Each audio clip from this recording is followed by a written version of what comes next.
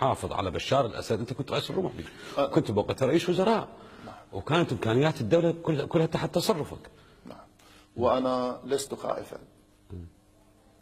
بل واثقا. استعديت السعوديه، استعديت قطر، استعديت عمقك العربي، استعديتها كلها بسبب موقفك الداعم لبشار الاسد. لولا موقفي احتمال هسه يجوز هذا جزء من عدها ومبالغ به، بالغوا به الاخرين، ربما لولا موقفي من سوريا الذي شارك، وليس هو الذي حمى سوريا، الذي شارك ببقاء سوريا، لما كنا قاعدين انا وياك الان في هذه المقابله الصحفيه. شلون؟ لو سقط نظام بشار الاسد سقطت بغداد خلال اسبوع، وانت شفت الاستعدادات اللي كانت في اعتصامات الفلوجه واعتصامات الموصل واعتصامات الحويجه، كانوا ينتظرون ساعه الصفر تسقط الحكومه في سوريا ويتحركون على بغداد عبر هاي المنطقه الغربيه. بالنتيجه بشار بقى بالحكم، لكن بغداد كانت ان تسقط.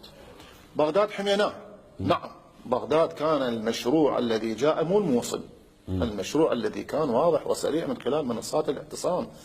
قادمون يا بغداد.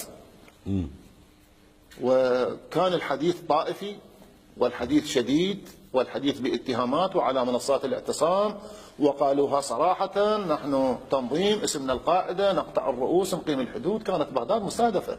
من يعتقد أن القضية كانت جزئية، لا، كانت انتفاضة كبرى ومدعومة من قبل دول صغرى وكبرى. لكنه بفكرة الحشد الشعبي، وأقولها بصراحة، بفكرة الحشد الشعبي التي كانت عندي في نهاية عام 2012، أنا مفكر بالحشد الشعبي وكنت أسميه التعبئة الجماهيرية، لولا كان بغداد سقطت.